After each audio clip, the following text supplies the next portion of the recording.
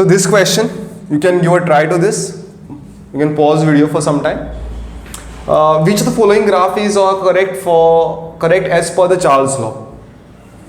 Now what is Charles law? Charles law says that according to the Charles law, volume is directly proportional to temperature at constant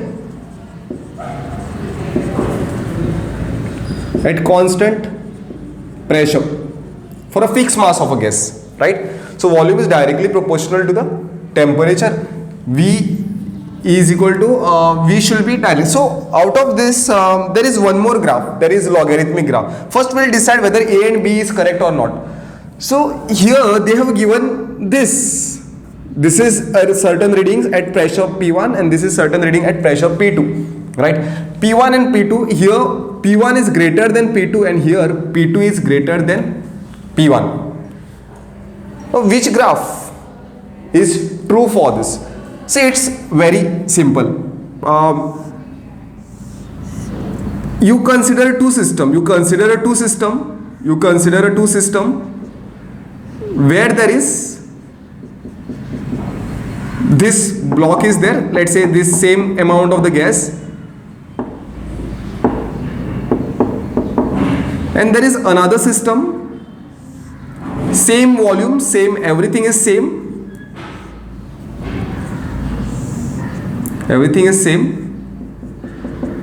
and there are two weights this way. This is W1, this is W1 plus W2, and same amount of the gas, right? Same amount of the gas. This is at temperature, right? Here there is more pressure, here there is more pressure, here there is less pressure. Yes, you agree? Here there is less pressure, here it is more pressure because more weight is there. Now let's say this is, you are supplying a temperature of 50 degrees Celsius to this, and this is also 50 degrees Celsius. You are supplying some amount of the temperature to this, in which case there will be a more expansion. Since there is a less weight, here there is more expansion, here there is more expansion. Why? Pressure is less over here, and here less expansion,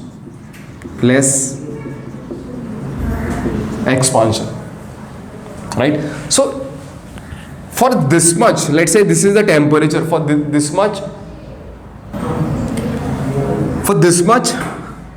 temperature, let's say this temperature is your 50 degree. Okay, this temperature is your 50 degree. Yes, that is what a 50 degree Celsius temperature, right?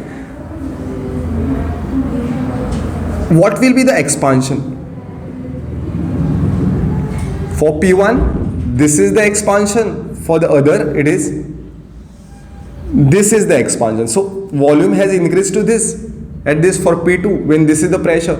So if you apply this, when P2 is more, here P2 is less. If P2 was less, then at this temperature, this expansion should have happened, right? Means this graph is wrong.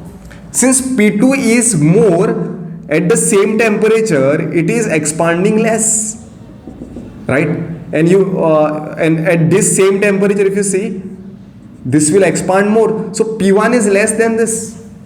So the answer is option B. Like, let's check, since is or are multiple option may be correct sometimes. So let's check whether this log of V versus log of T is correct or not. Logarithmic graph. So this is V is directly proportional to temperature. So V is equal to KT. If we apply a logarithm on both sides, it will be what? Log of V is equal to log of KT, right?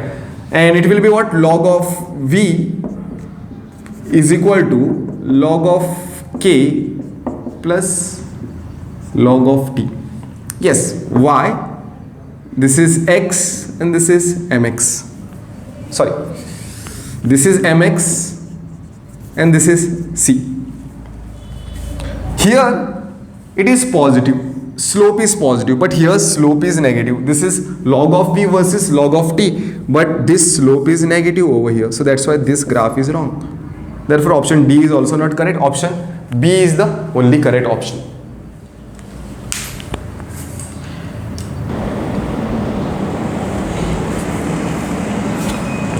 So first graph over here, is or are correct, multiple option correct, more than one option may be correct over here. I have chosen this because I can illustrate this concept in a more better way.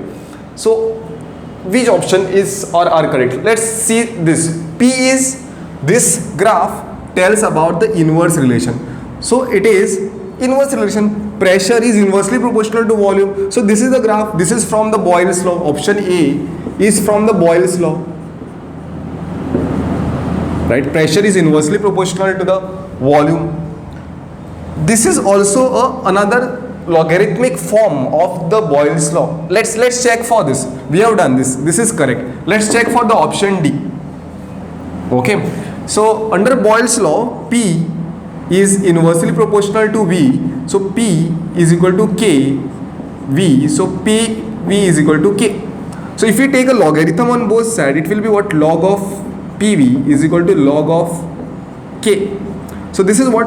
Log of P plus log of V is equal to log of K. So what I want to plot? I want to plot a P versus V.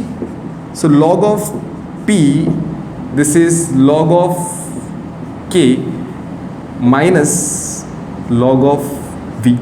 So this is the equation of straight line. Y is equal to mx c. M is slope over here. This is 1, slope is 1. So what is x? It is a negative slope. This is also negative slope, right? This is log of P, this is log of V. Therefore option D is correct. What about P and T? This is a direct relation. Understand, whenever it is a direct relation, inverse will be this. Okay, although this is a different law, this option B is a different law, that is pressure is directly proportional to temperature at constant volume. This is Gay-Lussac's law. So pressure is directly proportional to temperature, P is equal to KT. Like this is a direct relation, and direct relations are always straight. Inverse will be rectangular hyperbola, right? So here it is direct relation, P is directly proportional to the temperature. This is also equation of straight line. No? Y is equal to mx plus c. C is the intercept, and intercept is 0, means equation of a line passing through origin is what? Y is equal to mx, right? It is fitting into this. This is y and this is t, right? And this k is a slope over here. Slope is equal to k. So option B is also correct. What about this log of P? So we have this equation, P is equal to KT and P is equal to KT, and we want to plot it against log of P versus log of T. So we'll do this. Log of P is equal to log of KT. So therefore log of P will be equal to what? Log of K plus log of T. Y x mx, this is y, this is mx, and this is c, right? So where I was, yes, so log of k is the c intercept. This is a graph which is passing through origin, right? This is a graph which is passing through origin. If it was this graph, this graph would have been correct if it is this. I would have said this is to be log of k. But this is a graph which is passing through origin, right? So that's why this is the incorrect graph. So correct answer is A, B and D. This is the correct answer.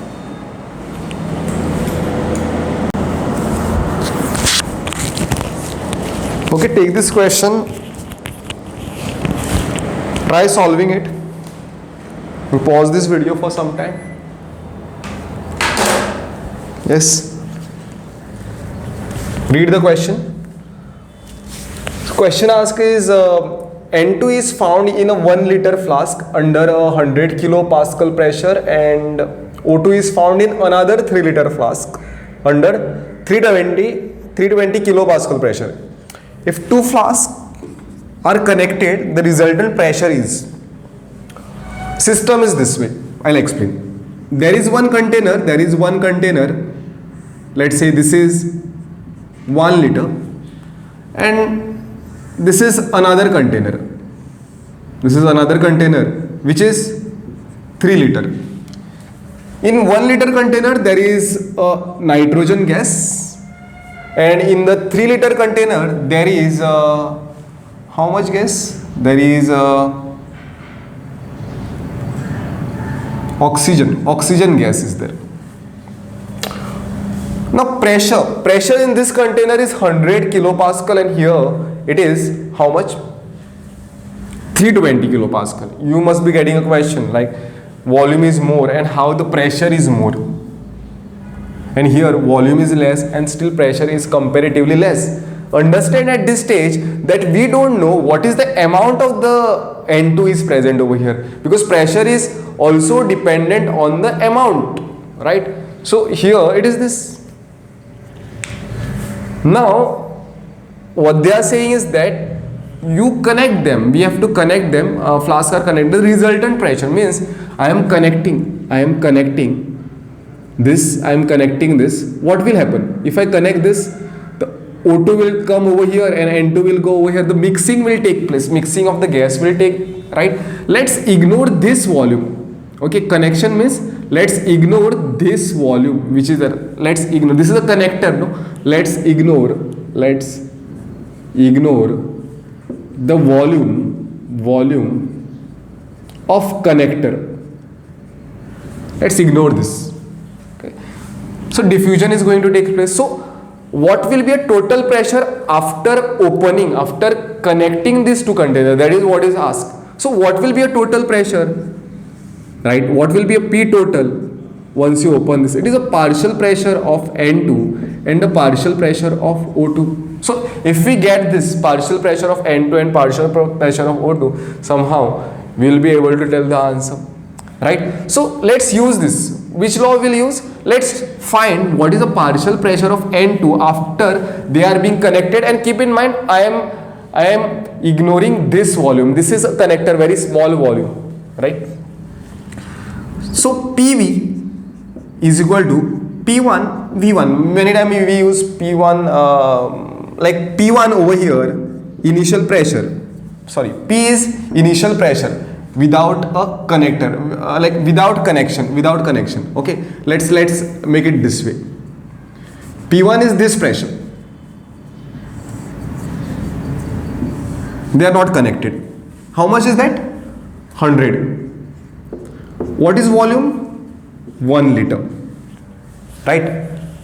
I connect this now, and I am ignoring this connector part, volume. So what is the new pressure? P1. This is what I need to find. What is the new volume? This is 1 liter initial volume. New volume V1 is what? Due to nitrogen. This is what we are doing for the nitrogen. Partial pressure of the nitrogen I am finding. P, N2 I am finding. So volume will be what? This is 1 and this is 3 liter, right? So volume will be 4 liter, new volume. So therefore, I will do this. So P is 100, V is 1, P1 I don't know, that is what I need to find. Like after mixing, the partial pressure will be P1 and this will be, new volume is 4 liter. So what is this P1? P1 is 25. Right, 100 by 4 is 25, means which is equal to partial pressure of the N2. Now for a O2, partial pressure of O2 if I need to find, let's consider PV only, which is equal to P2 V2, right? Initial pressure without connecting, the pressure was how much? 320. P was 320. What is volume? It was 3 liter. After connection, it will mix and now it will be a partial pressure. After mixing, it will be a partial pressure. So after mixing, this new pressure will be there of the O2. That is what I don't know. That is what I need to find. And what is new volume? New volume is 4 liter. No, 3 plus 1 is 4 liter. So I substitute in this formula. So here it is 320 into 3, which is equal to P2 into 4. So therefore P2 will be is equal to 320 by 4 into 3.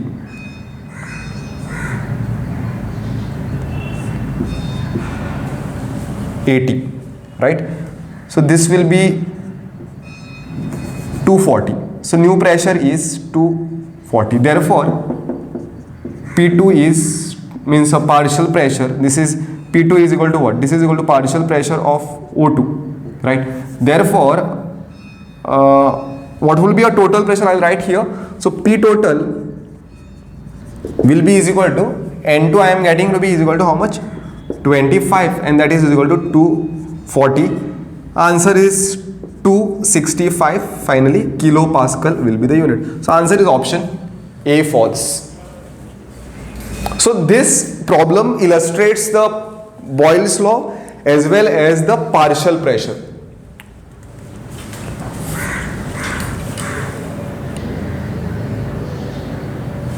Okay, take this question. Try to solve this.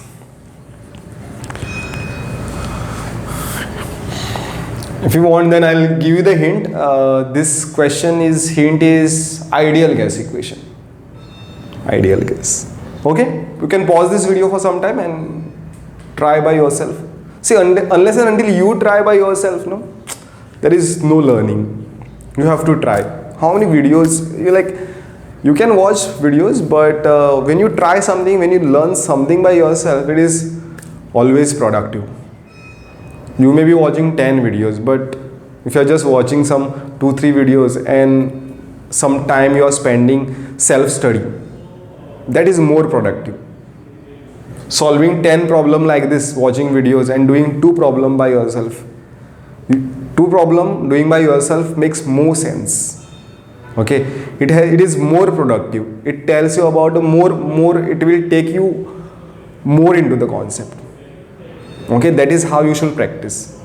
Take every problem as a challenge. It's okay to solve less number of the problem, but take a problem in such a way that you find all the concepts in and around of that. That is where the preparation method, your preparation will be productive.